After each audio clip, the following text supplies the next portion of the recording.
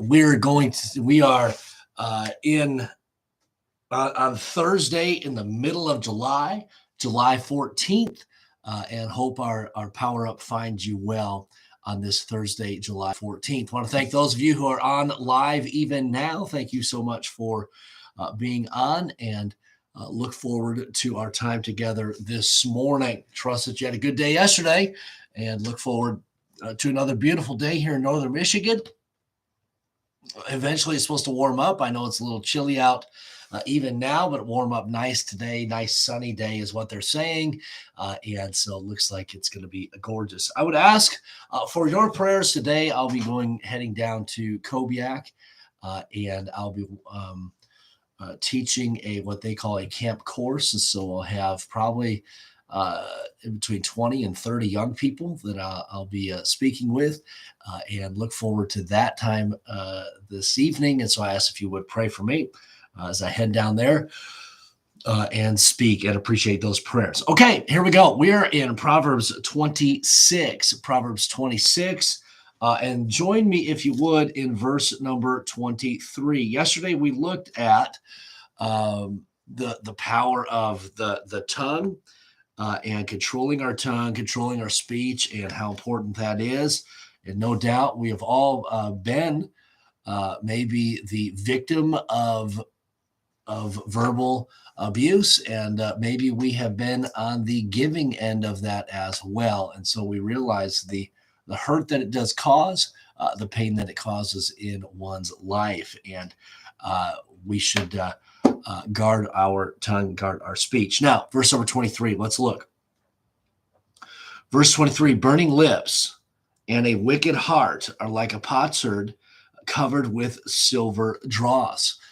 And that silver dross really maybe a plating of gold, of silver, a covering of silver, maybe we might say it's glazed with silver. The picture is this. The silver may cover what is underneath, but what is underneath is still underneath.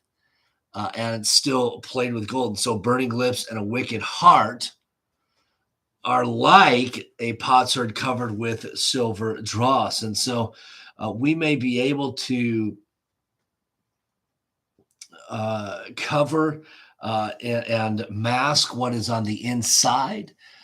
And we may be able to cover it up, make it look good with the silver, with the glazing or the covering, the plating on the outside. But really what is still underneath is still underneath. Although we may cover it with something, it does not mean that it has been taken care of underneath. And so we've got to be mindful of that. It's like in college, we would have a room check every morning. They come check, make sure that the room was straightened up, cleaned up, the trash is taken out, beds are made. And I'll be honest, some of the ways in which I made my bed, I would just throw the covering over it, and make the bed look good. Didn't mean that I made it completely, but I would just drape the covering over it to make it look nice. Didn't hide what was underneath, the fact that the bed was unmade, but it might have fooled those checking on that. And so you look at the life of a Christian now. We can have everybody fooled by what is on the outside, what is covering the outside, what we've glazed our outside to look like. We can put on a good show, but what's underneath is still underneath. And if what's underneath is not corrected, not taken care of, not maintained, if what's underneath is nothing but trash and filth and sin, that's who we are. And so we're not who we are representing. We're a lie. And so let's make sure that we don't just take care of the outside, which we should, and we should look the part. I'm not saying that, but it ought to be a result of what is happening inside. And so don't let it just be a show. Let it be for real, is what we're saying. Now, verse number 24. He that hateth dissembleth with his lips, and layeth up deceit within him. When he speaketh fair, believe him not, for there are 7 abominations in his heart. And so once again, we see this proclaiming to be somebody that we're not. He that hateth dissembleth with his lips, and in other words, he's lying with his lips. He's hiding the hatred that he harbors in his heart. He that hateth dissembleth with his lips, and layeth up deceit within him. He's not being true. He's not being real, and it's not the fact that he should hide the hatred in his heart. He shouldn't hide it in his heart. He should just let it out. Not saying that. No, the hatred ought not to be in the heart. And this is a difficult thing for maybe us to comprehend as Christians, us to live as Christians, as individuals. Hate ought not to have a place in an individual's heart for any individual. No matter how you've been treated by somebody, or maybe how you've been talked to, and all of that kind of stuff, hatred ought not to be in your heart. We ought to have the response that Jesus had.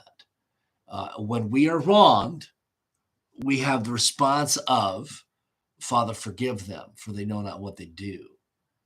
And even if they do know what they do, we ought to forgive. Now, that does not excuse the fact that there has been wrong that has been done.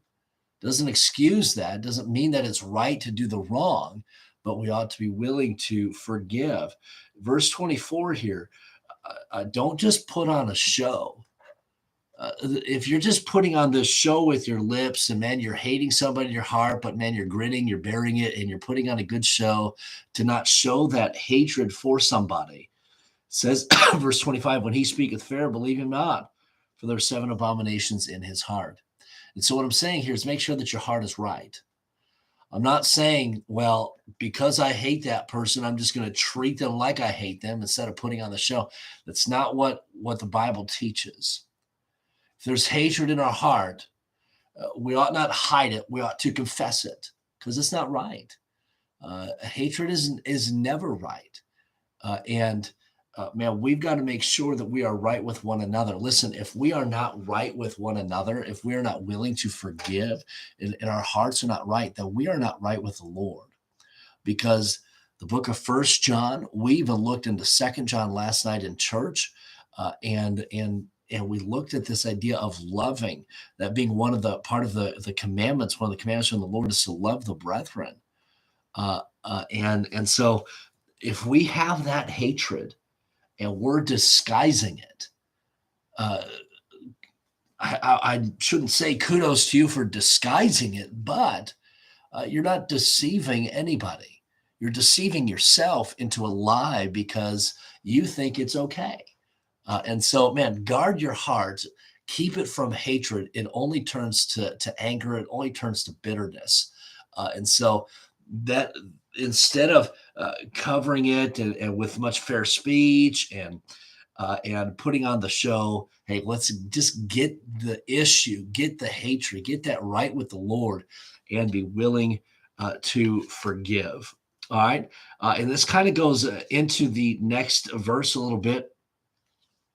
And further, it says, whose hatred is covered by deceit. Okay. And that's what we're doing.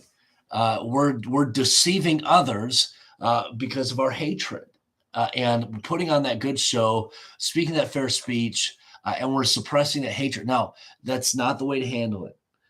His wickedness. Look at this, verse number 26, whose hatred is covered by deceit. His wickedness shall be showed before the whole congregation. And when we think of congregation, we might think of the church, but no, it'll be shown, not necessarily speaking of the congregation of like the church, but it'll be shown before to mankind, that hatred that is there. And so I want to encourage you, believer, today, if you're watching this today, I know this. I know that people can be mean. I know that people can be harsh, and it can be difficult to not hate.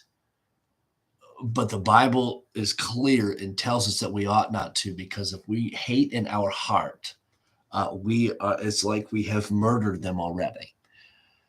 And we might be able to put on a good show. We might be able to fake it.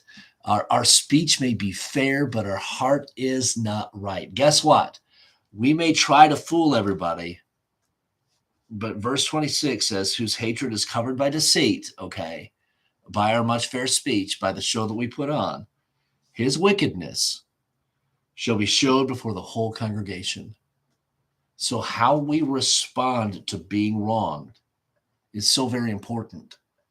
And so don't make the response to the wrong that we experience, don't allow that to be hatred, but rather allow that to be forgiveness. Allow that to be that response be that of graciousness and mercy. And I'm not saying that that we ought not to do something about it. If you can, do so, but responding the right way. When we respond wrongly, we're just as guilty as those that have wronged us. When we respond in hatred, when we harbor hatred, we're just as guilty as those that have done the wrong. And so the Bible here speaks of it as deceit. And so make sure that your heart is right. I'm telling you, harboring hatred in your life, that's no way to live. Live in forgiveness. Strive to, as much as lieth in you, live peaceably with all men, the Bible tells us and reminds us. And so those just are a couple thoughts for the day. I wanted to try to get to the end of the chapter here, but we've got 2 verses we'll cover tomorrow on Friday. But thank you so much for being here and watching this morning, listening this morning. Man, what a couple powerful verses. Much could be learned from these in our life. And this is something that we're constantly working on. But man, if we can grab a hold of that truth, that concept, and apply it to our life, I'm telling you, life will be so much more enjoyable when we can get over maybe the hatred that we have toward others, when we can get over the wrong that has been placed upon us, not live in that deceit, not put on the show, but from the heart, just say, you know what? I'm willing to forgive. Powerful. Okay. Before I go, I want to thank all of you for watching us live and being up this morning. And those of you who have commented live, I'll greet you in just a moment. Those of you who are watching later in the day, thank you also for watching this. Be sure to like, share, and comment. Okay. Let me give a couple shout outs to those who are watching live, and then I'll let you go. Cliff and Karen, good morning to you. Hope you've had a wonderful morning, and hope you have a great day today as well. Good morning, Ingrid, and I think the kids might be up with you as well, watching. And thank you so much for being on this morning. Love you. Have a great day. And Dennis and Geraldine, good morning to you. Hope things are well for you in Missouri. Been praying for you on your trip, and hope you have a good time with family there. And hope you have a great vacation and trip back home later on as well. Brian and Cindy, have a great day. Thank you for watching, and good morning to you. Charlie and Marcia, thank you for watching as well. Have a wonderful day. Enjoy the beauty of it. Lynette, good morning to you. And thank you so much for watching and being a part of our Power Up. Paula, good morning as well. Hope that you have a great day. And Jean, good morning to you. And thank you for your faithfulness in watching. And Ingrid, thank you for those other comments as well. And thank you for those. Lee and Angie, good morning to you, and hope you're having a good day, a good week, and pray for the kids at camp. David, good morning to you. Have a wonderful day. Kathy, thank you for being on and praying for Marie at camp as well. Dick and Kathy, have a great day. And Lynette, I'll be praying for you and your health as well. Bill, good morning. Have a great day. Thank you for watching this morning. All right. Lord bless you all, and have a wonderful day. Hey, listen, don't live that life of deceit. Hey, if you got that hatred, that bitterness in your life, the best thing you can do is forgive and rid your life of it and move on. And there's great joy and happiness in that. All right. Lord bless you guys. Have a great day.